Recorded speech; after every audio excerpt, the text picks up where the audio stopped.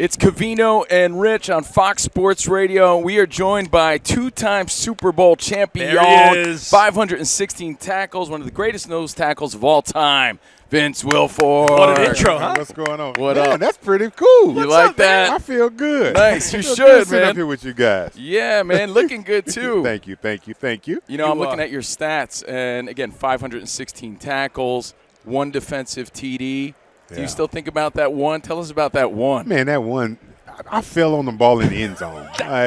But still. Yeah, it's a touchdown. Yeah, it's it goes still there. down in touchdown. Right? But, yeah, that's what it was. I mean, I was on the bottom of the pile, and it took about 5 minutes for everybody to get off me. Is that scary, man, where you're the guy underneath? But you know what? I never thought about it when I was up underneath there. I was like, because, got the face mask, and I was just face down like, oh, and I'm telling everybody, I got the ball. Wilfork got the ball.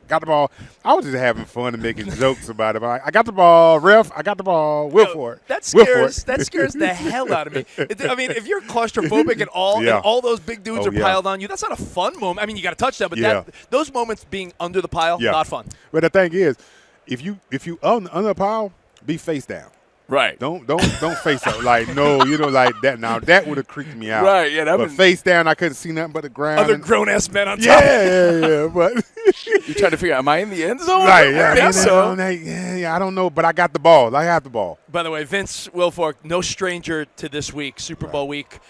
I got to ask you about the highs and lows of a Super Bowl when you win or when you lose, because of the games you've been in, they're all close. Like, you're on the sideline thinking, oh, crap, the Seahawks got us. Yeah. You win. You're on the sideline thinking, we got the Giants. They win. Like, how are those emotions? Well, during the game, you're just locked in. Even the Seattle game, it's like I always thought we had a shot in every game we played, no matter what it looked like, because of 12. And because of Bill Belichick. Right. I always thought that way. So that Seattle game, like them marching and all that stuff, it really didn't dawn on me that we was going to lose the game. Like, it is what it is. Because my mind said, okay, worst can happen to us. They score, we get the ball back to Tom, and he go do what he got to do in 2 minutes. Because, mind you, Tom torched them up, over 350 yards passing that game. Yeah.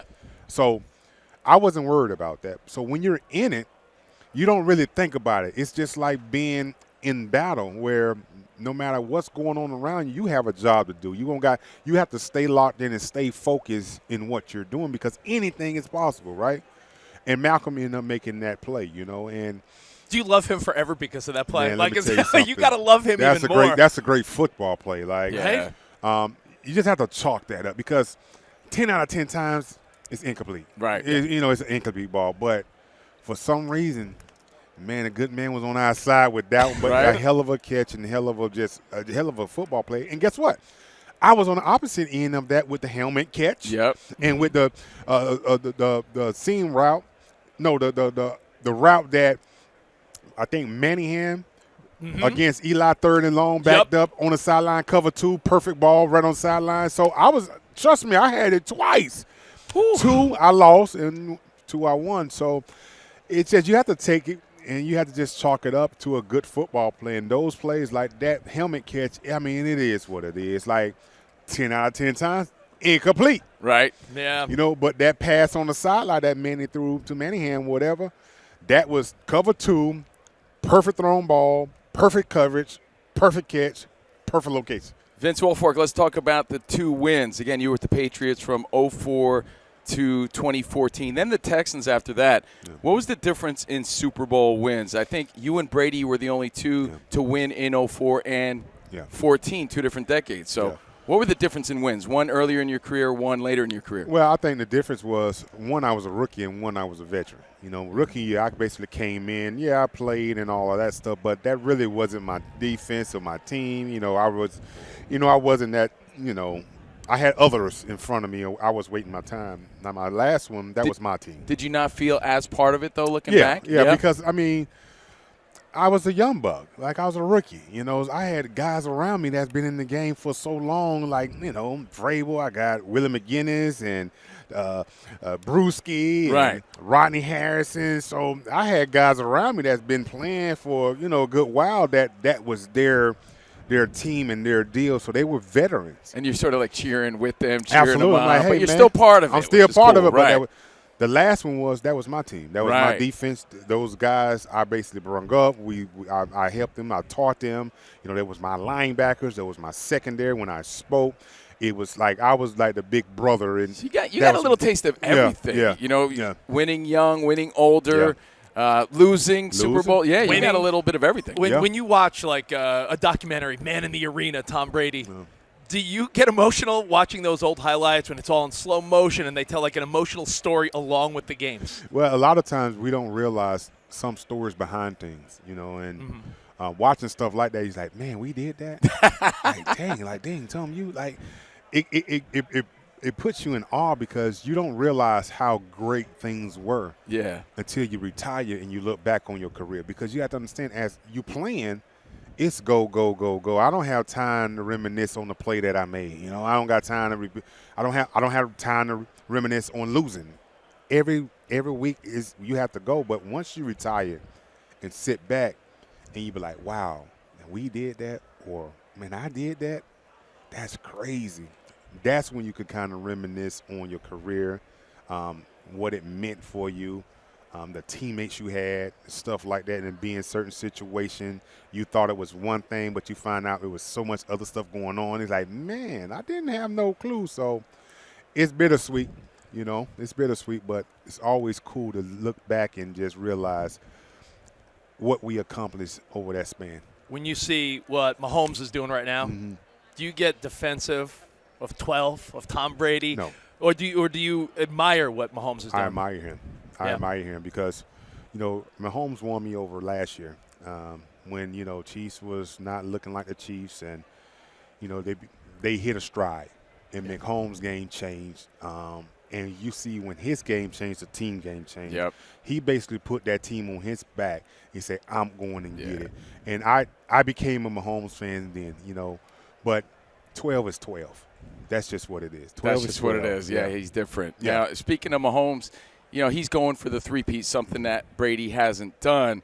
But Jalen Hurts doesn't want to lose again, right? Especially to the Chiefs. You've lost in a Super Bowl. Can you tell us about the motivation factor? Rich and I have been arguing all week. Because I feel like both teams want it. He's like, the Eagles may want it more. I'm it's like, not no about one wants that. it more. I keep saying, what's a greater motivator? To win again, like you've been fed already, or haven't gotten one yet and you've lost? Like, what's a greater motivator, losing or going for the three-peat?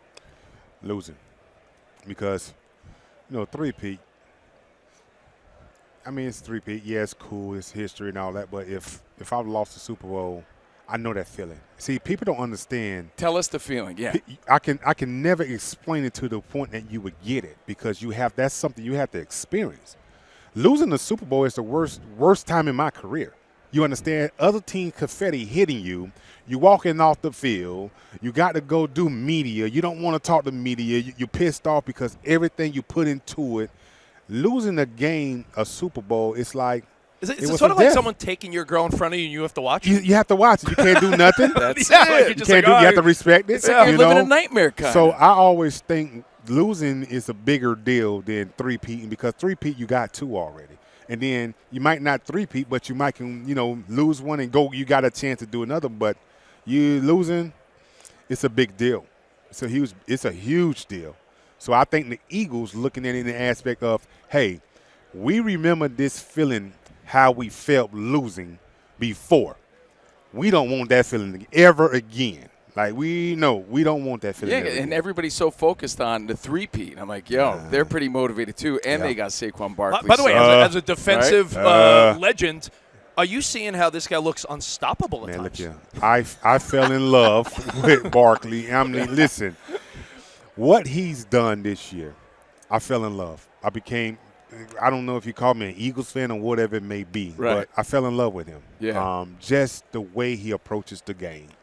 And I want them to win it for that, before him, and people doubting him or he's not the same and this, that, and other. He came back and had a monster year, like one of the best years of running back can have in the history of this game. And he seems like a good dude. And he seems like a great guy. Right? It seems like when you have a guy like that, it's easy to play and rally around a guy like listen, Yeah.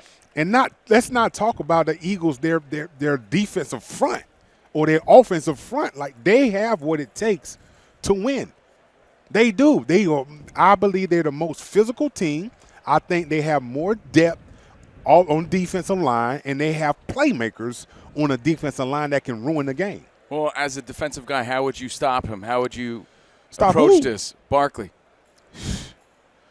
Everyone's saying you can't bet against Mahomes, but they're all saying you can't stop Saquon Barkley. So how would you approach that? Man, it's big boy game. Yeah. Because I can't dedicate 8 in the box. Yeah. Too I much, can't yeah. because guess what? I have these guys on the outside. You got A.J. Brown, you got Devontae Smith. We have these guys, these playmakers on the outside, and then my tight end and the back out the backfield. I can't do that because if you do that, I'm over the top. I got a speedster runner 4.1 that can get down the field in 2 seconds. Like, you putting so much stress on your second. Like, no, you can't do that. So you're going to have to play smart, schematic. You're going to have to do some things differently, show them some different looks, disguise. You know, you made me think of something. Speaking of doing things differently, I know it's always been a part of the game, but do you think there has been an increase in knocking the ball out, punching the football? Yeah. What are your thoughts on that? Are they taking boxing lessons? How are they so accurate in today's game, knocking the ball out, punching it out? I think it's just practice more. Right? You know, they took something that was very successful and just implemented it and just practices. Because I just look at it as nowadays with NFL, you can't hit, you can't tackle certain type of ways. So the most important thing in football is the ball. Right. Give me the ball. Turnovers. So if I can't knock your head off, how can I get this ball? I can't hit you and get it off. So what else I can change? Sometimes the accuracy You know what I'm saying? is so impressive. It though. is crazy. It's like hitting a moving It's target. like a puncher. Yeah. It's like a boxer, It's like Canelo precise. Alvarez, You know, But it's a Like, whole okay. new part of the game. Yeah, but me, I'll be like, man, I'm getting too close. I need to do something. But it's patient, pow, you know. And Right. it's a credit to the coaches that's coaching it, and it's a credit to the players that's taking that part of their game and elevated it because it make a huge game Mike change. Tyson's going to be a football coach next Exactly. year. Punch it out. You know what I mean? Punch it out. I'm working with the Raiders now. Yeah. You know what I mean? Let's punch it out, you know. Dude, that's crazy, yo. I'll eat your face. Just punch it out. I love it. Yeah, Vince Wilfork, I got to ask you because you're here with Kingsford, right? Yes. So I'm here all week, and we're having a Super Bowl party at my house when I get back to California. And my wife said, babe, this week while you're gone, I want to buy a new smoker and a new grill, and I want to experiment with new food for the party. And I'm like, babe, that's not the time to start thinking you're smoking meats, or do you think she's right? Should she be taking on this task the week before the Super Bowl? But you know what? Look here, Kingsford make it very easy for you, buddy. Kingsford original is the choice of champions. See, look at that. Just get you some Kingsford because you know what?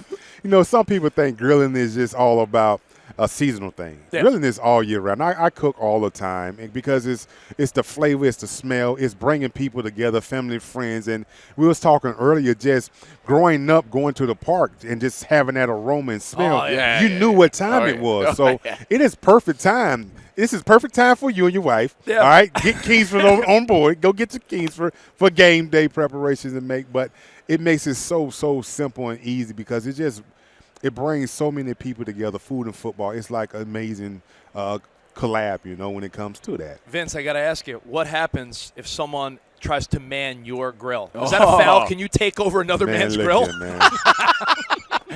Listen here, man. You got to be pretty bold to make that man, move. listen, that's right up there how I feel about boiling ribs. Like, we don't do that. You don't touch my grill. Right. You don't touch another man's radio. You don't do that. So there's nobody coming peeking. Like, we're not doing that. That's fighting. Right. So I'm very, very protective over my grill and my setup and how I do things. Like, if stay in the house, I'll let you know when the food is done, you know? Speaking of the Kingsford stuff, too, you're working with Jason Kelsey. I'm just wondering what it's like working with this guy. He's so popular now. Is it crazy to see? He's Man, like one of the it was Beatles cool. or something. You know, it was cool. We had a good time we had a great time on set, and amazing guy, you know, and I was happy to bring him on to the Kingsford Felon to teach him a little something about being the king of the grill, you know. So he's learning. He's almost there, Nice. He'll probably tell you he's there, but, you know, it's a work in progress, but I'm happy with him, and we had a great time. It was Kingsford and Jason and myself, like, man, we've done amazing things, you know, and hopefully we can continue to do this stuff and bring you guys some more good stuff, goodness. I love it, man. Man, a pleasure having Yes, you, sir. Vince Wilfork. Thank you, guys. What a good dude, Thank man. you.